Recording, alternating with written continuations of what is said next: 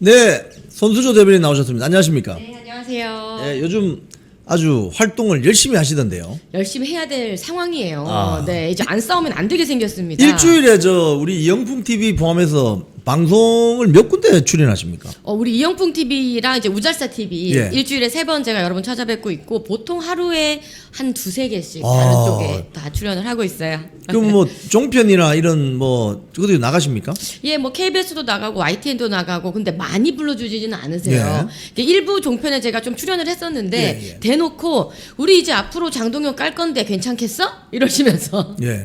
자른 것도 있고 아니 그런 네. 종편도 있습니까? 있어요. 그러니까 저희 대변인들이 지금 활동하는데 다 말씀 못 드리는 어려운 상황들이 많이 있습니다. 하지만 또 이제 이영풍 TV처럼 이렇게 우리들에게 또 마이크를 주시는 또 이런 감사한 것도 있기 때문에 제가 또 더 열심히 뛰고 있습니다. 이영풍 TV는 정론직필을 지향합니다. 그럼요. 오늘 손수조 대변인께서 많이 좀 질러주시기 바랍니다. 자, 오늘 오전에 있었던 안철수 기자회견 어떻게 보셨습니까? 안철수 의원께서 이제 제대로 메스를 집어들었다. 지금 딱 메스를 집어들어야 할 때인데 이 당내에 암약하고 있는 이 암세포를 제대로 도려내고 이제 이 보수 우파가 건강한 당으로 다시 태어나고 그래서 제대로 싸울 수 있는 당으로 갈 수 있게 안철수 의원이 원래의 직업을 아주 다 살려가지고 메스를 들어서 이제 이 수술을 해야 된다라는 목소리를 아주 잘 내주신 것 같아요. 안철수 의원께서 사실 이렇게 조금 강하게 요즘 메시지를 자주 내시잖아요. 예. 그래서 이제 강철수다. 간복이 끝났다. 뭐 이런 얘기가 강철수. 많이 나오는데 저는 이게요 다 우리 당내의 문화, 그다음에 이 스타일이 조금씩 바뀌고 있는 것 같은데 예. 이게 다 장동혁 대표 덕분이다 생각을 합니다. 어떤 문화가? 장동혁 대표가 들어서고 나서 우리 당내의 문화가 이 선명함이 메시지의 선명함이 우월 전략이 된 거예요. 오. 이제는 이 와리가리하는 그런 정치인들 싫어하잖아요. 예, 예. 그래서 안철수 의원께서도 이제 우리 국민의힘의 이 방식, 이 스타일은 선명함이다. 이렇게 생각을 하시고 지금 선명한 메시지를 내주고 계시고 이게 확실히 이제 먹혀들고 있다. 당원분들께서도 굉장히 환호해 주시고 이 선명하게 나가는 것이 정말 이 당 안에서의 우리의 해야 될 일이고 이것이 우월 전략이다라는 것이 좀 증명됐다 이렇게 봅니다. 사실 뭐 그동안 그 뭐 중진들이나 또는 뭐 일부 국회의원들 보면 국민의힘에 메시지가 무슨 말인지 잘 도통 이해가 안 되는 네. 왔다리 갔다리 하는 이런 와리가리하는 이런 그 분들이 많아요. 솔직히 말해서 적을 최대한 만들지 말자. 네. 뭐 좌파 세력이 공격하면 못 들은 척하자. 대응하지 말자. 이게 나의 생존 전략이다. 뭐 이런 분들이 좀 있는 게 사실 아닙니까? 예, 저도 좀 오랫동안 당내에 있었지만 이제 오늘 장동혁 대표께서 매일신문에서 아침에 인터뷰 하셨거든요. 예. 거기에서 하신 말씀이 당에서 지금 20%만 싸운다. 이거 100%까지는 아니더라도 80%가 싸우는 정당을 만들어야 되겠다. 이제 이 말씀을 하셨거든요. 그러니까 20%는 지금 이렇게 안철수 의원처럼 선명한 메시지를 내고 제대로 싸우시는데 나머지 80%는 우리 이영풍 대표님 말씀하신 것처럼 물에 물 탄 듯, 술에 술 탄 듯. 굳이 내가 앞장서서 싸울 필요가 있느냐? 내가 굳이 화살을 받을 필요가 있느냐? 싸울 일 있으면은 그 비만 좀 피해가자. 뭐 이런 식의 정치를 해왔던 분이신 거죠. 그런 사람들이 지금 국민의힘 당내에 80%가 되는 거예요. 근데 하지만 시대가 바뀌었죠. 예. 정치 스타일이 바뀌었습니다. 장동혁 대표 딱 들어와서 우리가 100만 당원 가는 이 기간 동안에 이렇게 80%처럼 하면 안 된다는 거를 지금 보여주고 있어요. 그래서 선명하게 싸우고 제대로 메시지를 강하게 냈을 때 당원들과 함께 호흡하고 이제 예. 이것이 살아가는 전략이다 이렇게 생각을 하신 것 같거든요. 그래서 저는 이 안철수 의원의 오늘 얘기처럼 복당 운동권, 예. 그 복당 운동권이라고 이제 신조입니다. 명할 수 있는 신조. 복당을 자꾸 운운하는 그 정말 민주당의 그 386세대 그 운동권 세대 예. 같은 그런 우리 당내에 있는 복당 운동권들을 공천 배제하자. 이거를 정의용 조강특위 위원장이 좀 쇄신안으로 받아달라. 이렇게 얘기를 하셨어요. 어떻게 보면 공을 정의용 총장에게 정의용 이 조강특위 위원장에게 넘긴 셈입니다. 이제 그렇군요. 지켜봐야죠. 과연 이제 이 안철수 의원의 쇄신안입니다. 복당 운동권에게 공천 주지 마라 했던 이 중진 의원의 쇄신안을 정의용 총장님께서 조강특위 위원장께서 이 조강특위 안에서 받아들일지 어떨지는 우리가 좀 지켜봐야 되겠죠. 네. 이 복당 운동권, 야, 이 신조어인데요. 상당히 귀에 쏙 들어왔습니다. 복당을 운동하는, 한동훈의 복당을 운동하는. 근데 저 부산 지역 언론을 제가 유튜브를 이렇게 보니까 거기 뭐 지방의회 의원은 제가 누구라고 뭐 이야기는 하지 않겠습니다. 아, 한동훈 의원이 복당해야 된다고 간절히 호소하던데 그런 걸 어떻게 보십니까? 지금 부산의 정치권이 저는 조금 못마땅합니다. 예, 예. 네, 어제도 사실 부산 시당 주최로 하는 토론회가 있었는데 거기에 무소속 한동훈 의원을 불렀어요. 그 사진 올려놓고 이야기합시다. 네, 지금 제가 어제 밤부터요. 예, 예. 부산에 계시는 당원분들한테 울분을 토하는 전화를 몇 통을 받은지 몰라요. 예. 오늘 아침에까지 뭐 이제 카톡 쇄도하면서 예, 예. 왜 부산 시당 행사에 한동훈이 나타나냐, 누가 불렀냐, 이성건 부산 시당위원장이 불렀냐, 그러면서 이제 오늘 아침에도 뭐 MBN이고 어디고 이제 부산에서 언론이 막 제 보도가 되는데 예. 이성건 이 부산 시당위원장의 인사말이 그대로 보도가 되더라고요. 예. 뭐라고 부산시당 이성건 위원장이 얘기를 하냐면 부산에 이 공공기관 이전에 대한 그 정책 이야기를 하는 거니까 예. 뭐 무소속 의원이라도 상관없이 그냥 한동훈 불렀다. 예. 그리고 한동훈 와주셔서 고맙다. 뭐 이런 얘기를 하고 있어요. 이렇게 어이없는 예, 이런 멘트, 이 인사말 하는 게 그대로 지금 언론에 다 보도가 되니까 부산에 계시는 당원분들이 너무나 경악을 하면서 연락을 주셨더라고요. 그러니까 이게 지금 여러분 무슨 장면이냐면요. 피해자와 가해자를 지금 같은 한 공간에 둔 겁니다. 한동훈이라는 사람은 우리 당원들에게 씻을 수 없는 상처를 주고 당원 게시판 그 여론 조작이라는 범죄를 저질러서 예. 제명당한 사람입니다. 예. 그런데 이 가해자를 당원들한테 상처를 준 이 가해자를 우리 부산 시당 당원들이 오는 행사에 네. 피해자들이 오는 행사에 같이 부른 겁니다. 아하. 이 조국혁신당이랑 똑같은 짓 한 거예요. 그러네요. 조국혁신당이 그 피해자 있는 그 이제 강미정 대변인과 그 가해자를 성폭력 가해자를 한 곳에 두면서 막 그렇게 했던 행위로 굉장히 비판받았잖아요. 예. 똑같은 행동한 겁니다. 근데 이거에 대해서 이성건 시당위원장은 뭐가 잘못된지 아직도 모르는 것 같아요. 저 사진을 제가 보니까 저 사진에 제가 아까 우리 손수조 대변인 오시기 전에 좀 설명을 했는데 이 사진을 유심히 보면은 국회의원들이 몇 명 있잖아요. 김도읍, 이성권, 뭐 정점식 원내대표는 이제 초청받아서 온 것이고 이현승, 김미애, 뭐 정동만 위에 주진우, 한동훈, 곽규택, 김희정, 김대식, 정연우 이렇게 있는데 제가 봤을 때는 제일 밑쪽 오른쪽에 있는 정동만 전 시당 위원장 빼고 전부 다 우리 굉장히 회피한 표정을 짓고 있는데 정동만 전 시당 위원장 지금 시당 위원장 이성권입니다. 근데 직전 시당 위원장이 정동만 의원인데 제가 봤을 때는 현장에 있는 분도 저도 통화를 해봤거든요. 정동만 전 시당 위원장은 사진 찍고 바로 나가버렸대요. 다른 멤버들은 앉아 있는데 아마 정동만 직전 시당 위원장 빼고는 무소속 한동훈 후보에 대해서 굉장히 훈훈한 표정을 짓고 있는 것 같은데 부산 지역 정치권이 요즘 같은 영남이지만 대구하고 부산하고 지금 분위기가 한동훈 무소속 후보 의원 때문에 굉장히 좀 이렇게 뭐랄까 갈라지는 어떤 느낌이 나는데 어떻게 보십니까? 워낙 부산의 이제 분위기는 대표님과 제가 이제 지난 6.3 지방선거 때 현장을 워낙 이제 있었기 때문에 알고 있죠. 예. 이 지난 지방선거 때도 그렇게 부산 의원들께서 열과 성을 다해서 우리 국민의힘 선거를 돕진 않았습니다. 예. 이거는 정확하게 우리가 뭐 증인입니다. 우리가 증인. 할 수 있죠. 목격자, 증인. 그래서 이제 한동훈 의원이 부산에서 당선이 되다 보니까 한동훈이라는 자가 부산에서 또아리를 틀어서 부산을 중심으로 뭔가 정치적인 이 세력을 확장해 나갈 것이다. 그래서 한동훈이 대통령이 될 것이다. 뭐 이런 허무맹랑한 이제 말도 안 되는 이 환상을 가지고 있는 부분 조금 있는 것 같아요. 그러니까 서울에서 우리가 보거나 전국적으로 봤을 때는 그게 얼토당토 안 되는 이야기라는 거를 우리가 너무 잘 아는데 부산에 한동훈 의원이 또아리를 틀고 있다 보니까 이분들이 아직까지 이런 분위기 파악을 좀 잘 못하시는 것 같습니다. 제가 단언컨대 부산에서 한동훈 의원이 다시 재선이 되고 뭐 이 국민의힘 우파 정당 안에서 세력을 확장해 나갈 일은 두 번 다시 없습니다. 저는 그래서 오늘 안철수 의원의 기자회견을 보면서 메시를 제대로 들었고 이번 그러니까 이번 총선에 우리가 제대로 수술을 하지 않으면 이 당은 죽는다. 이번에 수술 망치면 우리는 죽는다라는 생각이 들었어요. 그 수술 저는 부산에서 대대적으로 해야 된다고 생각을 합니다. 그래서 지금 보시면 저 정도 상황이 됐으면요.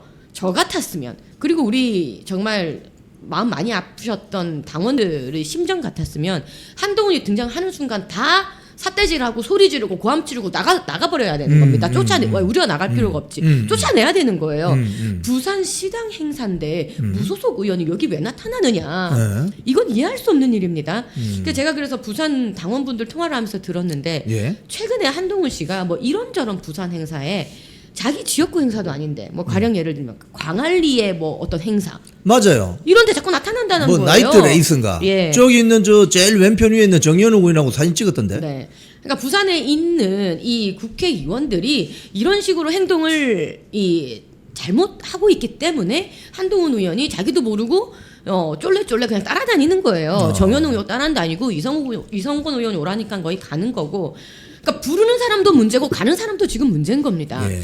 그래서 지금 이 부산 정치권을도 굉장히 우려하는 당원분들이 많이 계신다라는 생각이 들고 저는 이 이른바 복당 운동권이죠. 예. 이 한동훈 복당을 이제 운운하는 그 복당 운동권들을 제대로 이번에 수술하지 않으면 우리 정말 우리가 죽는다라는 생각으로 복당 운동권을 근절하는데 앞장서야겠다는 생각을 했습니다. 예, 사진 내려주시고요.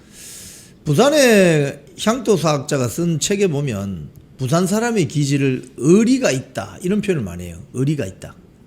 아싸리하고 의리가 있다.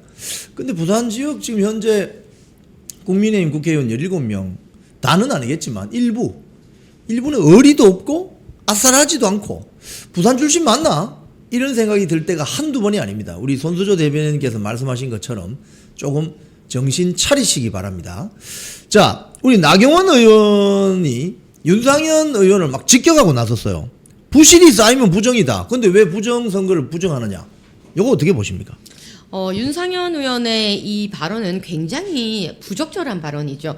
국조특위의 지금 위원장이라는 자리는 뭡니까? 어떻게 보면은 정말 끝까지 이 부정의 고리가, 부정의 뿌리가 어디까지 있는지, 얼마만큼 퍼져 있는지를 누구보다도 그 끝까지 파헤쳐야 될 책무를 안고 있는 자리가 바로 이 선관위 국조특위 위원장이라는 자리죠. 근데 그 위원장이라는 자리에 앉아서 오히려 그 선관위를 질책해야 될 시간에 선관위를 대변해주고 앉았으니 이거에 대해서 이건 정말 부적절하다는 이야기가 지금 많이 나오는 거예요. 나경원 의원님도 이제 이 부분이 굉장히 잘못됐다. 사실 투표율이 조작되었다라는 부분은 이미 차고 넘치도록 증거가 나왔지 않습니까? 투표율을 건드렸다. 이것을 인위적으로 건드린 것 자체가 문제입니다. 이걸 건드렸다는 것은 어디까지 무엇을 얼마큼 건드렸을지 모르는 일입니다. 그러니까 이 부분에 대해서 따져 묻고 파헤쳐야 되는 그 사람이 그 자리에 있는 위원장께서 이런 식으로 선관위의 오히려 대변을 해준다라는 것은 굉장히 부적절했다. 그리고 지금의 우리가 전선을 형성해서 이 부정적인 이 선거 이것에 대해서 싸우고 있는 와중에 굉장히 그 전선을 흐트러뜨리는 잘못된 발언이었다고 생각을 합니다. 지금 보면은 이제 요번에 이 국조특위 활동을 제일 열심히 한다고 보이는 주진우 의원이나 김은혜 의원 내용을 보면은 일단 득표율이 뻥튀기 된 건 다 찾아냈어요. 여전히 여러 지역도 더 있겠지만 뻥튀기 한다. 득표율을 전산 조작을 해서 뭐 자기들은 입력 오류라고 하지만 뻥튀기해서 득표율을 높인 건 맞아요. 자, 그럼 이 뻥튀기 된 투표율이 개표할 때까지 유지되면서 득표율로 이어지느냐, 이게 지금 핵심이거든요.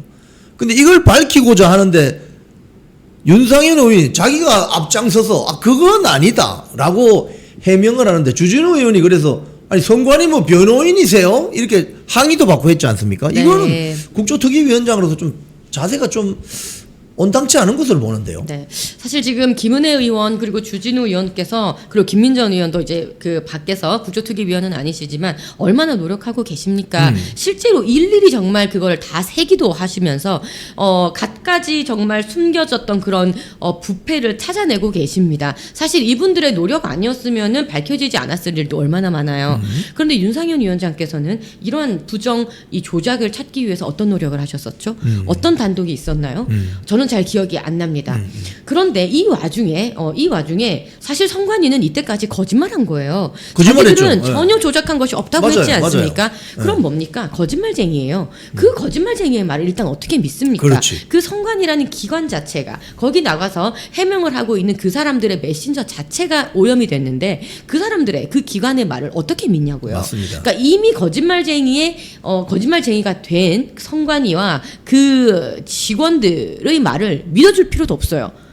믿어줄 필요도 없는데 예. 위원장께서 직접 그 선관위의 말을 하지도 않은 말에 대해서 그러니까요. 내가 알기로는 이것이 투표율 조작이 곧 득표수 조작은 아닌데 맞습니까? 네. 뭐 이렇게 지금 물어보고 있잖아요. 이건 굉장히 잘못된 것이죠. 잘못된 거죠.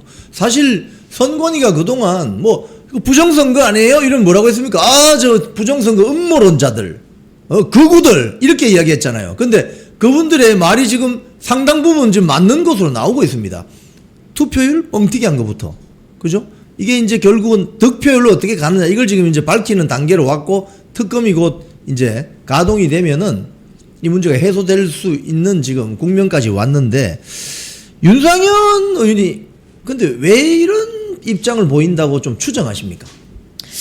저는 우리가 앞서도 이야기했던 그 80% 이야기 있지 않습니까? 예. 정치를 하는 그 스타일의 문제도 저는 조금 있다고 보는데, 예. 그러니까 저는 지금 시대에 바뀐 시대에 우리는 총칼 들고 같이 싸워야 된다는 주의거든요. 지금 민주당 저 이재명 좌파가 하는 짓들을 보십시오. 저자들은 그냥 총칼, 뭐 대포 가지고 밀어들고 오는 자들이에요. 크루즈 미사일까지. 네, 크루즈 미사일. 근데 그 자들 앞에서 우리가 같이 맞서 싸우면서 부채 들고 에헴 이렇게 싸워가지고는 될 일이 아니에요. 우리는 지금 이 이제 독재 정권을 밀어붙이려고 하는 저자들과 맞서 싸우기 위해서 정말 가열차게 싸워야 되는데 윤상현 의원 글쎄요 이제 오랫동안 정치하시고 중진이시긴 하지만은 그런 식으로 이제 애해하는 양반 스타일의 정치는 저는 이제 이 시대에는 맞지 않는다고 보는 겁니다. 그런 식으로 계속 뭔가의 대변을 들어주고 아직까지 증거가 안 나왔으니까 이거에 대해서 우리가 미리 진단하면 안 된다라는 투의 말은 지금 맞지 않아요. 우리가 먼저 달려들어서 우리가 파헤쳐야 되고 우리가 투쟁해가지고 쟁취해야 되고 그렇죠. 예, 우리가 이렇게 총칼 들고 싸워내야 되는 때인데 저런 식으로 해가지고는 싸울 수도 없고 얻어낼 수도 없고 이겨낼 수가 없어요. 네. 상당히 정치를 오래 하면은 저렇게 될 수도 있구나라는 우려 섞인 반응들이 많이 나옵니다. 지금 정치를 이제 막 시작한 이진숙 대구 달성군 국회의원 방송에 나가는 패널들 이 정치 편향성을 조사한다 뭐 이런 이야기했는데 우리 손수조 우리 대변인께서도 조금 전 말씀하셨지만 뭐 특정 뭐 채널에서 앞으로 우리 장동혁 좀 혼낼 건데 출연을 좀 자제해 주세요 뭐 이런 쉽게 이야기하면은 이 정치 편향성을 조사한다는데 요거는 좀 그동안 없었던 일 아닙니까, 사실은? 너무나 필요한 일을 하시는 거죠. 예. 지금 이제 이진숙 의원께서 이제 과방위에 소속된 의원이시기도 하고 지금 당내의 미디어위원회 위원장이시기도 합니다. 예. 그래서 사실 그간에 뭐 저는 대변인이기 때문에 일선에서 이 언론 환경, 그다음에 패널의 편향성 이런 부분들은 누구보다 제가 피부로 느끼고 있기 때문에 알고 있는데요. 이거에 대해서 참 쉽사리 고쳐지지가 않았어요. 이제 미디어 대변인이라는 이 당직 자체도 장동혁 대표 들어오고 나서 처음 생긴 거예요. 맞습니다. 왜 생겼냐?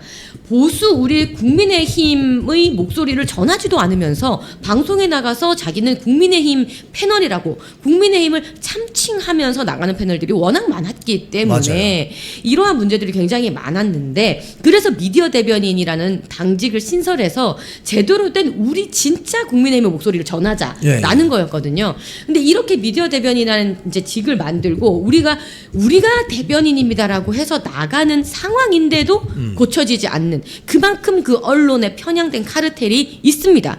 지금 현 상황이 그렇습니다. 예. 자, 이거에 대해서 이제는 원내 이진숙 과방위원 소속 의원님이 미디어위원회 위원장께서 직접 전수조사에 들어간다는 거예요. 이게 실질적으로 어떤지 한번 일단 전수조사부터 해보자. 전수조사 해보고 그 다음에 우리가 어떤 식으로 대응을 할 건지 한번 따져보자라고 하는 거거든요. 너무나 적절한 시기에 꼭 필요한 일을 역시나 이진숙 의원께서 들어와서 해주신다 생각이 듭니다. 지금 사실 그 뭐 지상파나 종편에 이제 출연을 많이 하시니까 거기 보면은 진행자가 있고 여기 2명, 여기 2명 이렇게 이제 토론을 맞붙이는 경우가 있는데 여기는 국민의힘 쪽 패널이고 저쪽은 민주당 패널이라고 하면 민주당 패널 2명은 확실한 민주당인데 그렇죠. 국민의힘 패널 2명 중에 1명은 현 지도부를 까거나 현 지도부의 비판적인 전 대변인 어떤 직함 이렇게 해서 사실상 3대1로 싸우게 만들거나 때로는 앵커까지 나서서 4대1로 싸우는 경우가 있다고 하는데 그런 경우 한번 경험해 보셨거나 들어보신 적 있으세요? 실제로 우리 대변인들끼리 모여서 이제 사담을 나누다 보면 뭐 어떤 경험을 했는지를 이야기를 많이 나누는데요. 가령 종편 채널에 나가서 한동훈에 대한 비판을 한다. 네. 이렇게 되면 앵커의 인상이 확 구겨지는 그런 경험들을 많이 했습니다. 예. 그리고 뭔가 이제 이 패널의 이 이제 출연권은 뭐 전적으로 방송국의 권한이기 때문에요. 그렇죠. 그 다음 주부터 미안한데 나오지 말라 그러면 못 나가는 거예요. 그럼 우리들은 다 이제 이거를 유추를 하죠. 지난주에 우리가 한동훈에 대한 비판을 해서 네. 아니면은 장동혁 대표에 대한 어떤 우리의 옹호를 해서 였구나라는 것을 우리는 바로 알죠. 바로 우리가 알죠. 방송 바로 뭐 알죠. 한 번 두 번 해본 사람들도 아니고 네. 그런 이 언론계의 분위기, 앵커의 인상, 앵커의 멘트 뭐 이런 것들을 보고 그리고 작가들도 다 성향이 있어요. 네, 예. 그 작가들의 성향 뭐 이런 것들 다 종합해 봤을 때 우리는 알고 있습니다. 근데 하지만 우리는 그 종편들이 피리 부는 사나이들처럼 그렇게 이 언론 환경과 여론을 조성하고 자기들끼리만 뭔가 프레이밍을 할 수 있었던 시대가 아니라는 것을 우리는 알고 있기 때문에 우리는 우리의 뉴미디어에서 우리가 우리의 목소리를 제대로 전달하자라는 이 작심이 있기 때문에요. 굴하지 않습니다. 네. 우리 손수조 대변인 말씀하신 것처럼 제가 KBS 있을 때 그런 시사 토론 프로그램을 새로 만들기도 하고 그 관련 또 프로그램 팀장도 오래 했습니다. 그래서 너무나 이 시스템을 잘 압니다. 근데 이제 토론에 나와서 외국에는 그런 거 보면 동영상이 있어요. 뭐 네. 예를 들자면 토론하다가 너무 이거 편파적이다 이러면은 토론장 그냥 박차고 나와버리는 그래서 그게 뉴스가 되는 수도 있는데 우리 손수조 대변인 같은 분들이 그 토론장에 들어가서 논리와 팩트로 그걸 깨부셔야 됩니다. 사실은 그렇게 하다 보면 설득이 되고 그 방송을 보는 시청자들도 또 공감을 하게 되고 그러려면은 참 이번에 이 미디어 대변인이라는 제도는 참 잘 맞는 것 같습니다. 얼마나 이제 이게 우려가 되셨으면 장동혁 대표께서 우려가 되셨으면 이런 제도를 만드셨겠어요. 그래서 사실 이제 우리가 패널에 나가서 방송을 할 때는 국민의힘 패널입니다. 그러면은 사실 국민의힘의 당 대표는 누굽니까? 장동혁 대표입니다. 이거를 부정할 수 있어요? 이거를 어떻게 거부할 수가 있죠? 그러니까 이러한 이야기를 정말 제대로 당 내의 상황과 우리 당 내의 이 논조가 있지 않습니까? 그렇죠. 논조가 있죠. 이거대로 전해야 되는데 그 전에는 뭐 모든 것이 다 이게 꼬여가지고 기승전 한동훈. 네, 기승전 한동훈이고 이 당원들의 선택으로 정말 이 정식 시스템에 의해서 선출된 장동혁 대표에 대해서는 부정하는 그런 멘트를 하니까 예. 이건 너무나 잘못됐는데 그렇다고 우리가 그 패널을 빼라 말하라고 하는 게 또 안 되다 그럼 보니까 방송법 위반이에요. 예, 그게 안 되다 보니까 우리는 우리의 세력으로 밀어붙이는 수밖에 없는 거예요. 그렇죠. 그러한 노력의 일환으로 이제 이 미디어 대변이라는 이제 시스템이 생긴 거죠. 지금 사실 방송법 제4조 사항인가요? 44조 사항인가 보면은 방송의 편성이나 내용에 관해서 제3자가 개입하면 그 방송법 위반이 됩니다. 그래서 그런 것들을 이제 당에서 요구할 수는 없지만 언론사별로 자신들이 좀 공정한 패널을 유지시켜 주어야 된다는 건 사실 공적 책무인데 그걸 방기하고 기승전 특정인 이런 식으로 하는 종편 지상파 많지 않습니까? 그래서 많은 분들이 유튜브로 넘어오시는 거죠. 저희들이 그걸 잘 알고 있습니다. 그래서 이런 시간을 통해서 저희들이 또 서로 정보도 공유하고 하고 있습니다. 자, 이재명 지지율 계속 쉽게 이야기하면 꼬라박고 있는데 어떻게 보십니까? 이제는 이재명 지지율이 떨어졌다 말하는 것도 이제 별 감흥이 없어요. 예. 이제 앞으로도 더 떨어질 거고 그나마 나와 있는 지금 40몇 프로 이렇게 지금 나오는 것도 저희는 이해가 안 되죠. 도대체 40몇 프로가 어떤 40몇 프로가 이재명을 지금 아직도 지지하고 앉았냐 이렇게 생각이 되실 텐데요. 여러분 지금이 민주당 전당대회가 거의 극에 달한 상황이기 때문에 어떻게 보면은 가장 컨벤션 효과를 누리고 있는 상황이에요. 맞습니다. 그래서 그나마 이렇게 나오는 거고요. 그러니까 민주당 당원들이 가장 결집되어 있고 가장 이 여론조사에서 과표집되는 기간입니다. 그 기간임에도 불구하고 이렇게 뚝뚝 떨어진다라는 것은 이제 민주당 전당대회가 끝나고 예. 뭐 누가 당 대표가 되든 이제 지리멸렬한 어떤 공천 싸움으로 들어가게 될 거예요. 그렇게 되면은 이 민주당의 지지율도 마찬가지고 이재명 정권의 지지율도 거의 날개 잃은 이 추락을 하게 될 겁니다. 네, 그래서 이제 30%대 진입하는 것은 뭐 기정사실이고요. 사실상 뭔가 반등할 모멘텀을 뭔가 가진다면 모르겠습니다. 예를 들어서 부동산에 대한 정책을 완전히 기조를 바꾼다든지 예. 대출 규제를 다 풀어주고 공급, 재개발, 재건축 다 진행한다든지 뭐 이런 식으로 이 기조가 바뀌면서 반등의 모멘텀을 갖지 않는 이상 가져도 저는 오를 것까지는 않은데요. 그렇지 않는 이상 이 이재명 지지율이 뚝뚝 떨어지는 것은 기정사실이고 이제 이 레임덕이라는 것, 이재명의 레임덕이라는 것 저는 시작됐다고 봅니다.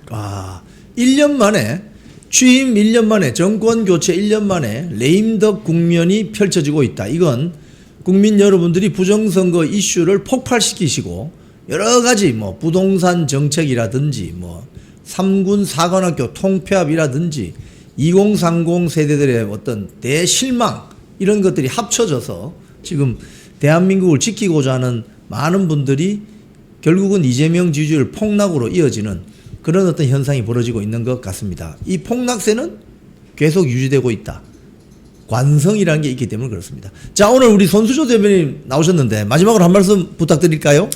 네, 언론의 편향성에 대해서는 여러분들께서 워낙 많이 겪어서 느끼셨을 것 같은데 제가 하도 궁금해서 그래서 대표적인 한동훈, 친한동훈 이제 채널이라는 곳에 가서 앵커님한테 붙들고 좀 물어봤어요. 왜 그렇게 편향적으로 패널들을 쓰냐? 그랬더니 하시는 말씀이 시청률이 잘 나온다는 거예요. 뭐 어떻게 뭐 믿을 수는 없겠지만 아무튼 그쪽의 그 팬덤들이 뭐 그렇게 보나 봐요. 예. 어쨌든 조직력된 힘이 그쪽에 있다라는 것을 우리 인정을 하고 예. 우리도 그 조직력된 힘을 발휘를 해야 된다라는 말씀을 드리고요. 근데 재밌는 거는 최근에 이런 얘기를 하더라고요. 요즘 장동혁 대표의 이 지지세가 굉장히 눈에 띄고 장동혁 대표 중심으로 뭉치는 게 느껴진다라고 그 앵커가 얘기를 하더라고요. 그렇군요. 그래서 이 분위기 또한 바뀌어지고 있다. 우리가 이제 힘을 모아서 힘을 들인 게 효과가 나타나고 있다. 그래서 앞으로 점점 더 우리의 시대가 올 것이다. 여러분 힘내십시오. 고맙습니다. 쿵TV를 사랑하시는 시청자 여러분, 대한민국은 지금 체제 전쟁 중입니다. 연성 파시즘 체제로 갈 것이냐 아니면 자유민주주의 체제를 지킬 것이냐, 이를 위해서는 결단과 용기가 필요합니다. 민주당의 정보통신망법이 통과되어서 오는 7월부터 시행이 됩니다. 이렇게 되면 언론 자유 훼손은 물론이고 자유우파 유튜버들의 산업 생태계에 심각한 지장이 예상됩니다. 여러분, 어떻게 해야 되겠습니까? 여러분들의 도움이 필요합니다. 여러분들이 우잘사 회원에 가입하셔서 대한민국 체제 전쟁에 승리하고 국민의힘 장동혁 지도부를 지켜내고 정보통신망법을 비롯한 언론 자유를 심각하게 훼손하는 여당발 공세에 대응해 주시기 바랍니다. 우잘사 회원 많이 가입하셔서 함께 가는 여정을 만들어 갑시다. 감사합니다.